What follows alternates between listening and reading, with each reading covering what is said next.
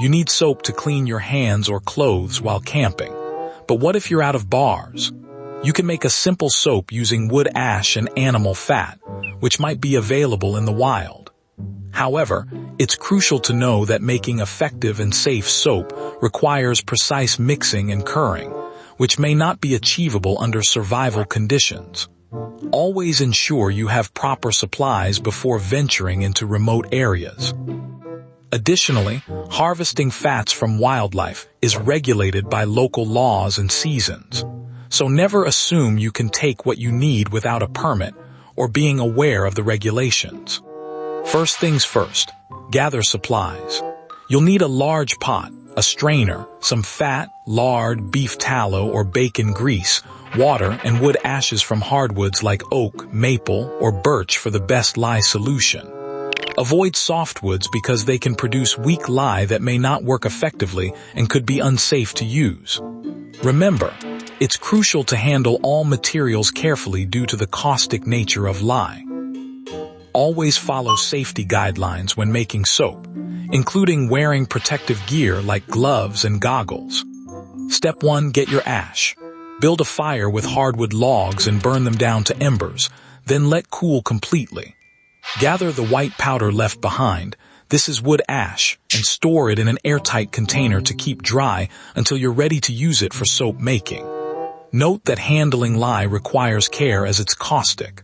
Always wear protective gear like gloves and goggles when working with it. Additionally, check local laws regarding the collection of firewood in your area. Step 2. Extract fat from your meat scraps or bacon. Melt the fat over low heat in a pot until liquid. Strain through cheesecloth to remove any solids. Aim for about half a cup for this batch, but using more is fine if you have extra on hand. Note that collecting and storing fats safely is crucial to prevent spoilage and contamination. Always ensure proper hygiene when handling food materials. Now comes the tricky part, figuring out how much lye. Start with 1 cup of wood ash from untreated hardwood for every 2 cups of water. Mix in the pot until dissolved, stirring well to avoid clumps. Too little lye and your soap will be weak. Too much, and it can severely irritate or burn your skin. Aim for a balance that cleans effectively without causing harm. Always handle homemade soap with care and consider consulting an expert to ensure safety. Remember, local regulations may apply when making products like soap from natural resources, so check these before starting your project. Step 3. Combine fat and lye solution carefully. Slowly pour your measured lye solution into the melted fat while stirring continuously to ensure even mixing. Keep blending for about 10 minutes until the mixture thickens and becomes creamy. If you have an immersion blender, it can save time but requires extra caution due to its speed. Always wear protective gear like gloves and goggles during this process, as both lye and the mixture are highly caustic. Step 4. Let it cool. Once mixed, leave your soap batter to cool on a countertop or in a draft-free spot. It'll thicken over time. Ideally, let it sit overnight. The next morning, check that the mixture has thickened to a consistency similar to thick yogurt with a slightly spongy texture before proceeding. Always ensure you follow proper safety guidelines when handling lye and fat, as both can be dangerous if not used correctly. Step 5. Pour into molds. Line a container with plastic wrap for easy removal later. Once the soap mixture has cooled sufficiently, but is still liquid, carefully pour it into your mold, smoothing out any bumps to ensure an even surface. Gently tap the mold on a flat surface to help settle the mixture and remove air bubbles. Allow the soap to set undisturbed for at least 24 hours before removing from the mold. Remember, homemade soap should be used with caution until you have tested its properties thoroughly. Step 6. Cut and cure. Once hardened, carefully slice the block into bars using a clean, sharp knife. Store them on a well-ventilated rack in a cool, dry place for at least 4 weeks. This curing period allows the soap to harden further and mellow out its harshness, making it gentler on your skin. Always ensure you follow local regulations when sourcing materials and practicing bushcraft activities like this one. How do you know it worked? First off, your homemade soap should not contain any lye residue. It shouldn't cause irritation or burning on the skin when used. When rubbed with water, it'll feel smooth and slippery. If something goes wrong, consider these common issues. Ensure that all lye has been fully neutralized by the fats during the saponification process. Check for proper mixing of wood ash lye solution and fat to ensure complete reaction. Make sure you have used enough water to dissolve all ingredients thoroughly. Remember, making soap involves handling caustic substances like lye. Always follow safety guidelines and use protective gear. Not enough fat. The mixture will be too dry and crumbly, making it difficult to form into bars. Too much ash. Soap can become overly hard, brittle, and challenging to work with. Inadequate mixing. Lumps or streaks indicate that the lye hasn't fully dissolved, which could affect the soap's quality and usability. Always follow proper ratios and thorough mixing techniques for best results. Remember, handling wood ash and lye involves risks. Wear protective gear and follow safety guidelines to prevent burns and respiratory issues. Got it right? Now you have a basic understanding of how to make soap from wood ash and fat, perfect for your next camping trip. No need for fancy equipment, just these natural ingredients. But remember, this is educational only. Always test everything in small batches first to ensure safety and effectiveness. Follow local regulations and use only safe, natural ingredients like those found in nature. Happy soaping! Let's break down how to make sure your soap works every single time. First off, gather clean hardwood ash. Avoid softwoods like pine as they contain too much sap and can leave an oily residue on your skin.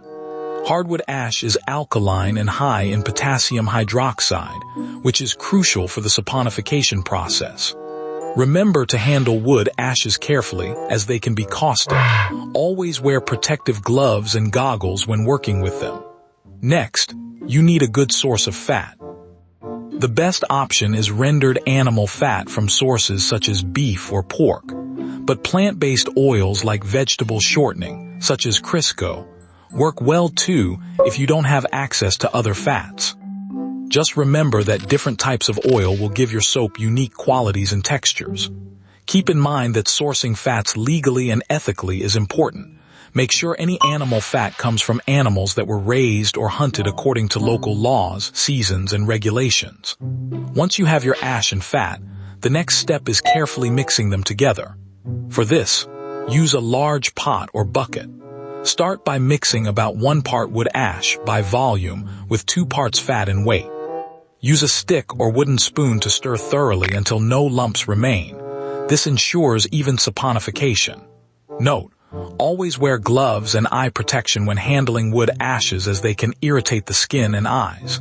Additionally, ensure you follow local laws regarding soap making and waste disposal. Now, here's where things get interesting. Heat plays a role too. Gently warm the mixture over low heat until it starts to thicken and become more homogeneous. This process might take around 30 minutes of constant stirring. As you stir, keep an eye on the consistency. It should be thick enough to hold its shape but still pourable. Remember, before using any soap made from this method, make sure it's properly cured for at least a week to ensure all lye has reacted with the fats and is safe to use. Always handle wood ash carefully as it can irritate skin and eyes. Wear gloves and safety goggles during preparation. Once your mix is perfect, pour it into a mold. You can use any container for this purpose, such as a cardboard box lined with plastic wrap or a simple wooden frame. Let it set undisturbed in a cool place overnight until firm. This allows the soap to cure and harden properly. Remember, always handle lye, sodium hydroxide with care, wear protective gear, and follow safe mixing instructions to avoid burns and chemical reactions. After a day of setting, remove your soap from the mold and cut it into manageable bars. These need to be air-dried for at least 2 weeks before use. This curing period is crucial as it reduces harshness and improves the soap's quality. Before using any wildcrafted items like homemade soap, always ensure you have positively identified all materials used in its creation with a reliable guide or expert. Once fully cured, you're ready to hit the trail with your handmade wilderness soap, ensuring you comply with local regulations on waste disposal and environmental protection. Remember, every batch might have slight variations due to differences in ash composition or fat type. Always take careful notes on the process and results so that you can adjust proportions as needed for your specific materials next time you make soap. Additionally, ensure you positively identify any wild plants used according to local field guides or an expert before gathering materials. Local laws and seasons also apply to sourcing ingredients like animal fats. Stay safe. Now that we've covered the basics, let's talk about why this process is so valuable out in the wild. When you're far from civilization, knowing how to create essential items like soap can mean the difference between comfort and discomfort. Not only does it keep your skin clean and healthy, but it also helps prevent infections caused by dirty conditions. Remember, though, that trapping animals for their fat or gathering wood ash must be done in accordance with local laws and regulations. Think about this. During a multi-day hike or camping trip, especially if you're off the beaten path, access to commercial soap might be limited.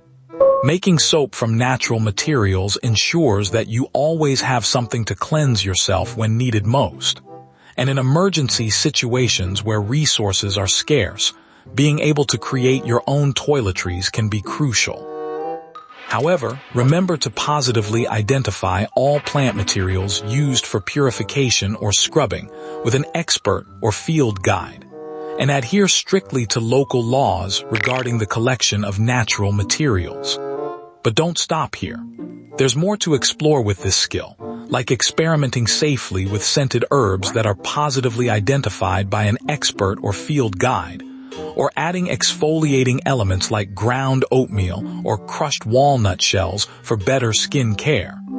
Just remember to adhere to local regulations and season restrictions when sourcing natural ingredients.